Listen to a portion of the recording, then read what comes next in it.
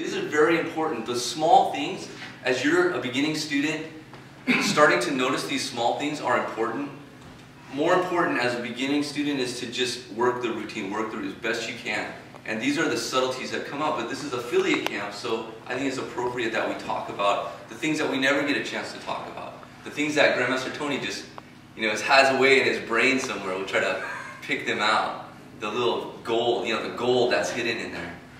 Okay. One thing also, Master Kurt, is that it's good that the beginners or the intermediate people are looking at this, but you also as advanced instructors, myself, we all need to make sure that we can't get outside that realm of getting complacent and doing stuff like this. There's no other art in the world that symbolizes Hiroma except us. And everything that we do, everything that Grandmaster Hiroma figured out in the jungle, on the street or whatever, there's a purpose for that.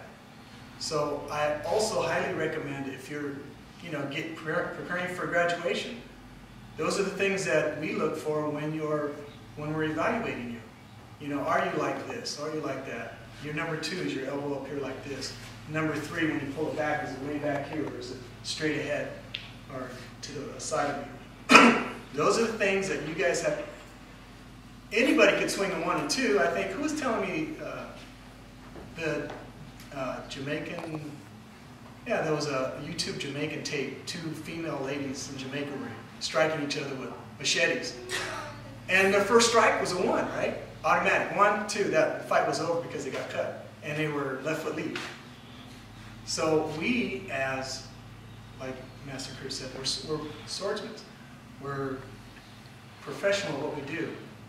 We take on the characteristics of our teachers, meaning Grandmaster Hiroma.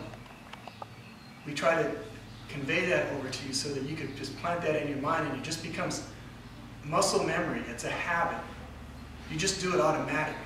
And for some of you that train in other arts that have accomplished very high level skills, you know what I'm talking about. But now we're doing something else. We're doing something so unique. But then you can see the combative aspect that we have versus what Grandmaster would call estilo entablado, which is kind of like the nice stage flowery style, dancing around here, looking good. Okay, hi mom. Or the estilo matador, which he is known for, which is the killer style. And that was what everybody wanted back in the 60s when Guru Dan started coming out. They wanted to know the killer style because they've seen all that other entablado stuff. So that's when Grandmaster Hiroma, the humble guy that he is, he says, well, go see Mono Joe Pakpako. Go see him. And he's another guy that had the killer style. But those are the things, the basic fundamentals. Even no matter what you do, whether it's at work, at home, it's gonna take you through that battle. It's gonna make you a better person. So make sure you revisit that. Don't just. This is the time during our affiliate camp that we really need to listen and read between the lines. Yeah, you hear like a lot of code stuff, this, that, and the other thing, but make sure that you absorb that, take that with you. Don't just listen to it and then want to get on to another thing. It's very important. That's why we're spending the time verbally telling you this. Because it's not a lot of time when we do have time together. We're normally at seminars or workshops. We don't have time to talk. This is a time where we could actually express our ideas and the information that we got from Grandmaster Hiroma. So make sure that you take this with a really thick grain. It's very important.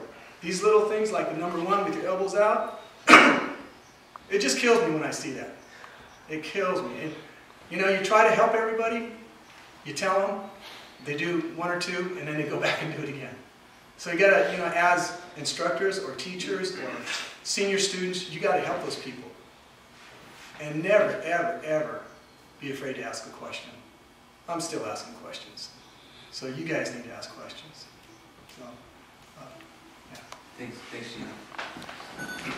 Okay, I'll just try to demonstrate a little bit. You guys just follow along. Maybe it's something that'll click into your mind what we're talking about. So, prep number 1, ready.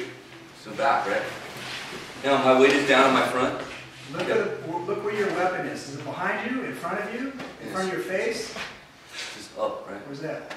And then what I'm trying to do is push in my hand so that the tip starts to go forward. Okay, to there.